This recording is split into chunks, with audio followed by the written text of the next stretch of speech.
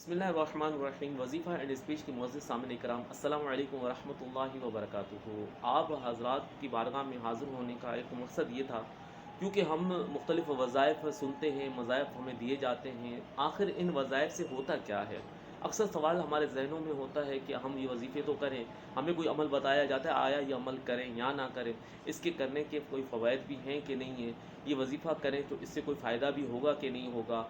यानी बहुत से सवालात हमारे ज़हनों के अंदर घूमते रहते हैं और हमें उसका जवाब चाहिए होता है।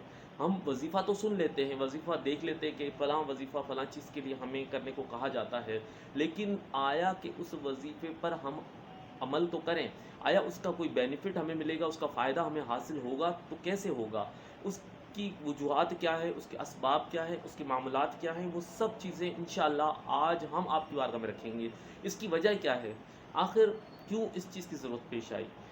असल में बात ये थी कि जब हम वज़ीफ़ा दे देते हैं, किसी को कोई अमल बता देते हैं कि आप ये वज़ीफ़ा करें, ये अमल करें, देखिए कि ज़रूरी नहीं होता कि हर चीज़ हर एक के लिए काफ़ी हो।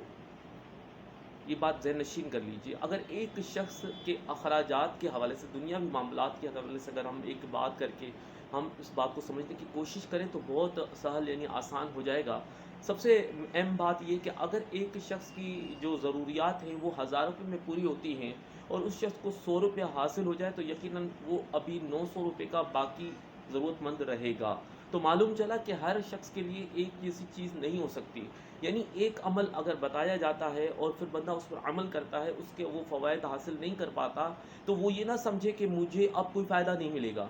गरचे उसकी ज़रूरत उससे ज़्यादा है, लेकिन उसके बावजूद अगर वो उस पर अमल करता रहे तो फ़वाइद हासिल हो जाते हैं। इसी तरह अगर मिसाल के तौर पर दुनिया के हिसाब से अगर हम गौर करें कि हमारे ऊपर कोई मर्ज़ लायक हो जाता है, कोई बीमारी आ जाती है, तो हम डॉक्टर की तरफ रुजू करते हैं। करना भी चाहिए कि मर्ज़ का इलाज डॉक्टर के ज़रिए से ही होता है, हकीम के ज़रिए से ही होता है। मुख्तलिफ़ जो भी आपके मुआलिज होते हैं, आप अपने मुआलिज के ज़रिए से अपनी बीमारी का इलाज करवाते हैं। ये एक अथेंटिक बात है, एक नॉर्मल बात है और अच्छी बात है कि हम अपने बीमारी में अपने डॉक्टर की तरफ रुजू ज़रूर करें।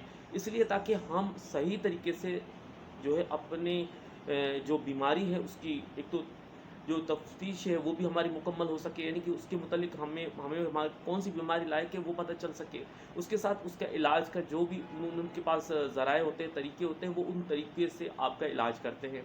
तो हम या तो सेहतयाब हो जाते हैं या फिर वो बीमारी तूल पकड़ लेती है या फिर उनकी दी हुई मुआलजा यानी कि इलाज का जो तरीक़ेकार होता है वो मुसलसल चल रहा होता है, कंटिन्यू होता है। यानी कि कुछ ऐसे इलाज होते हैं कि एकदम किया, ख़त्म हो गया। फिर उसके बाद दोबारा ज़रूरत नहीं पड़ती जब तक कि वो बीमारी दोबारा हाज़िर ना हो, यानी वो बीमारी दोबारा ना आए। मिसाल के तौर पर बुखार ले लीजिए कि अगर मिसाल किसी को बुखार लायक हो तो वो बुखार में अपने डॉक्टर के पास रुजू करता है। डॉक्टर के पास जाता है, अपना इलाज करवाता है, उसके बाद जब उसका बुखार दुरुस्त हो जाता है तो फिर वो दवाई नहीं लेता, वो इस्तेमाल नहीं करता। लेकिन इसके बरअक्स अगर हम शुगर के मरीज़ को देख लें, तो शुगर का मरीज़ कंटिन्यू एक चीज़ को लेकर रखता है। एक चीज़ को जो है वो कंटिन्यू जो है उसमें अपने मामलात जो है वो चलाता रहता है, उस चीज़ों में यानी कि कंटिन्यू एक दवाई उसको दी जाती है, वो उसको इस्तेमाल करता रहता है। अब जब तक वो उस दवाई को इस्तेमाल करता है तो उस टाइम उसकी उस बीमारी में तख़फ़ीफ़ हो जाती है, कमी हो जाती है और फिर उसके फ़वाइद उसको हासिल होना शुरू हो जाते हैं।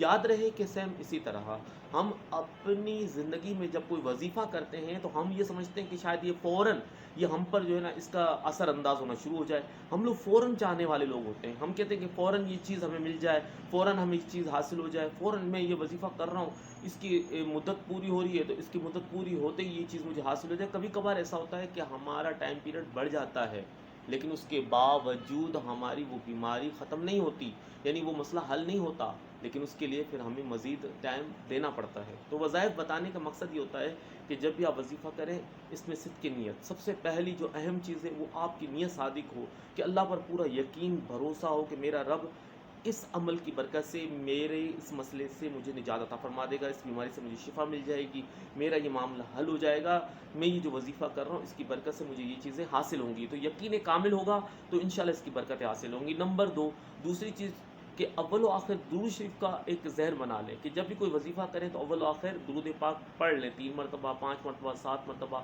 जिस तरह चाहें आप पढ़ सकते हैं उसको पढ़िए। जिस तरह बताया जाए उसी तरह आप उसको पढ़ें। फिर इसके अलावा तीसरी चीज़ کہ جب بھی کوئی وظیفہ شروع کرے اس سے پہلے کچھ نہ کچھ صدق کے نیت کے ساتھ اللہ کی راہ میں خرچ کرے، پرندوں کو دانہ ڈال دیں، کسی غریب کو جو ہے کھانا کھلا دیں، کسی کے لیے بھلا کر دیں، اور پھر اس کے بعد وہ عمل کریں تو انشاءاللہ اس کی برکتیں آپ اپنی آنکھوں سے دیکھیں گے۔ تو یاد رہے کہ جب بھی کوئی عمل دیا جائے اس کی بہت سی برکتیں ہوتی ہیں۔